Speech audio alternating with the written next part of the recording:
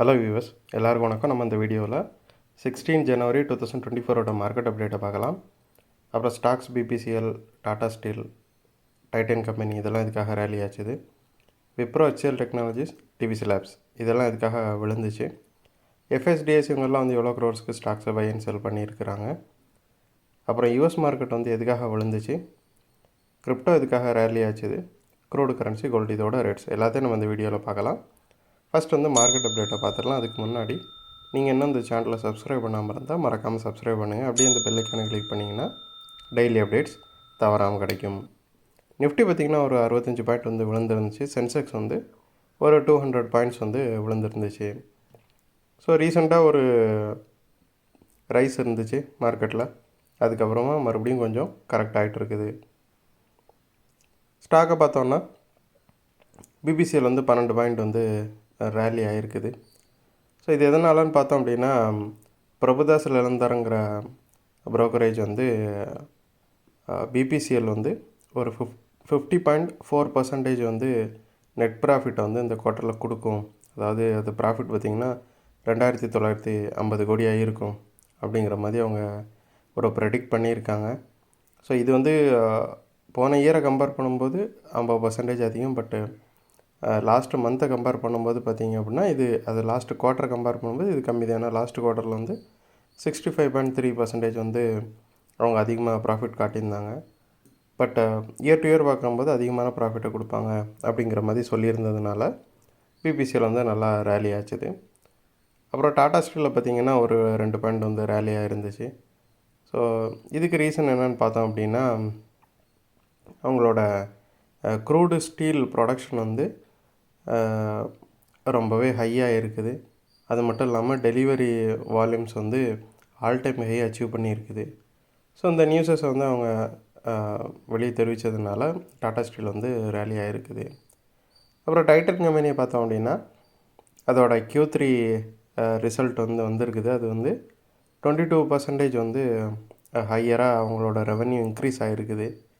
அது மட்டும் இல்லாமல் மோதிலால் ஒஸ்வால் ப்ரோக்கரேஜ் வந்து பைக்கால் கொடுத்து டார்கெட் வந்து 4300ன்னு செட் பண்ணியிருக்கிறாங்க. ஸோ இதனால் டைட்டன் கம்பெனி ரிசல்ட்டுக்கு அப்புறமா நல்லா ரேலி ஆகிருக்குது. விப்ரோ பார்த்திங்கன்னா ஒரு 9 பாயிண்ட் வந்து விழுந்துருக்குது. Q3 ரிசல்ட்டுக்கு அப்புறமாவே விப்ரோ வந்து ஒரு 13 பாயிண்ட் வந்து ரேலி ஆச்சுது, 13% ரேலி ஆச்சுது. இப்போ வந்து ப்ராஃபிட் புக்கிங்கில் கொஞ்சமாக சரிஞ்சிட்ருக்குது. அப்புறம் ஹெச்எல் டெக்னாலஜிஸை பார்த்தோம் அப்படின்னா அவங்களோட Q3 ப்ராஃபிட் வந்துருந்துச்சு. Q3 ப்ராஃபிட் வந்ததுக்கப்புறமா ஹெச்எல் டெக்னாலஜிஸ் வந்து 52 வீக் ஹைக்கு போச்சுது. இப்போ 52 வீக் ஹையில் இருந்து ப்ராஃபிட் புக்கிங் நல்லா விழுந்துட்டுருக்குது. அது மட்டும் இல்லாமல் அவங்க ஒரு 12 ருபீஸ் வந்து டிவிடெண்ட் அனௌன்ஸ் பண்ணியிருக்கிறாங்க. அப்புறம் டிவிசி லேப்ஸை பார்த்தோன்னா ஒரு 95 பாயிண்ட் வந்து விழுந்துருக்குது. டிவிசி லேப்ஸ் வந்து ஒரு 2 வாரமாகவே விழுந்துட்டு தான் இருக்குது. ஸோ இன்றைக்கி வந்து ரொம்ப அதிகமான அளவுக்கு ஒரே நாளில் ஃபால் ஆகிருக்குது. எஃப்ஐஸை பார்த்தோம் அப்படின்னா ஒரு 656 கோடிக்கு வந்து பை பண்ணியிருக்கிறாங்க ஸ்டாக்கை. டிஐஸ் வந்து ஒரு 369 கோடிக்கு நெட் செல் பண்ணியிருக்கிறாங்க. எஃப்ஐஸ் வந்து 2வது கன்சிக்யூட்டிவ் டேவாக நெட் பையராக இருக்கிறாங்க. டிஐஸ் வந்து 2வது கண்டினியூஸ் டேவாக நெட் செல்லராக இருக்கிறாங்க. அப்புறம் யூஎஸ் மார்க்கெட்டை பார்த்தோம் அப்படின்னா ஒரு 231 பாயிண்ட் வந்து விழுந்திருக்குது. டவ் அப்புறம் S&P 500 வந்து ஒரு 17 பாயிண்ட் விழுந்துருக்குது. நாஸ்டாக் வந்து ஒரு 28 பாயிண்ட் வந்து விழுந்துருக்குது. யூஎஸ் மார்க்கெட்டில் எதுக்காக இந்த ஃபால்னு பார்த்தோம் அப்படின்னா, பேங்க்ஸ் எல்லாமே ஒரு மாதிரி மிக்ஸ்டான ஏர்னிங்ஸை தான் கொடுத்துருக்குது. ஸோ சில பேங்க்ஸ் வந்து எக்ஸ்பெக்டடை விட அதிகமாகவும், சில பேங்க் வந்து எக்ஸ்பெக்டடை விட கம்மியாகவும் ரிசல்ட்டை கொடுத்துருக்குறாங்க. அப்புறம் ஆப்பிள், டெஸ்லா இதோட ஸ்டாக் எல்லாமே ஒரு 2% விழுந்திருக்குது. அது மட்டும் இல்லாமல் இன்னொரு ரிப்போர்ட் என்ன சொல்லுது அப்படின்னா, ரீட்டைல் சேல்ஸ் வந்து டிசம்பரில் ரொம்பவே ஸ்ட்ராங்காக இருக்குது யூஎஸ் மார்க்கெட்டில் அப்படின்னு சொல்லியிருக்கிறாங்க. ஸோ ரீட்டைல் சேல்ஸ் வந்து அதிகமாக இருக்கிறப்போ அது கண்டிப்பாக இன்ஃப்ளேஷனுக்கு வந்து ஒரு பாசிட்டிவான நியூஸ் இல்லை. இன்ஃப்ளேஷன் இன்க்ரீஸ் ஆகிறத தான் இது காட்டுது. ஸோ அதனால் இந்த எல்லா விஷயங்கள்னாலையும் யூஎஸ் மார்க்கெட் வந்து சரிஞ்சிருக்குது. அப்புறம் கிரிப்டோ பார்த்திங்கன்னா பிட்காயின் ஒரு 827 பாயிண்ட் வந்து ரேலி ஆச்சுது. எத்திரியம் ஒரு 90 பாயிண்ட் ரேலி ஆச்சுது. ஸோ இது எதனாலன்னு பார்த்தோம் அப்படின்னா, ஜேபி மார்கன் வந்து ப்ரெடிக்ட் பண்ணியிருந்தாங்க. என்ன சொல்லியிருந்தாங்கன்னா, ஒரு சிக்னிஃபிகண்ட்டான கேபிட்டல், அதாவது கேஷ் இன்ஃப்ளோ வந்து கிரிப்டோ மார்க்கெட்டுக்குள்ளே வரும் அப்படிங்கிற மாதிரி அவங்க ப்ரெடிக்ட் பண்ணுறாங்க. அதுவும் எக்ஸிஸ்டிங் கிரிப்டோ ப்ராடக்ட்ஸ்லேருந்தே வரும் அப்படிங்கிற மாதிரி அவங்க சொல்லியிருந்ததுனால ஒரு 2 நாளாக ரேலி ஆகிட்டுருக்குது. ஒரு மிகப்பெரிய ஃபாலை வந்து சந்திச்சிச்சு பிட்காயின் வந்து ஆஃப்டர் ETF அப்ரூவலுக்கு அப்புறம். அதுக்கப்புறமும் 2 நாளாக இந்த ஜேவி மார்கனோட இந்த ப்ரெடிக்ஷனாலையும் ரேலி ஆகிட்டுருக்குது. க்ரூடு பார்த்திங்கன்னா ஒரு 0.27 வந்து விழுந்திருக்குது.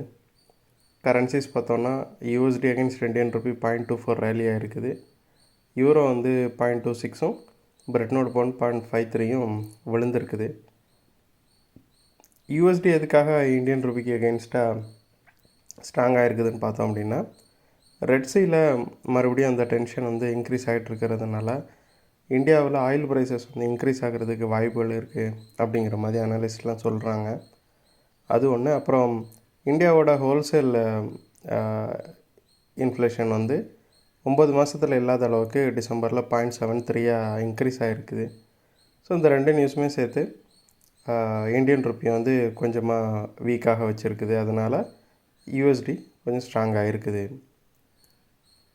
அப்புறம் கோல்டு பார்த்தோம் அப்படின்னா 2031 இருக்குது. 26 பாயிண்ட் வந்து விழுந்திருக்குது.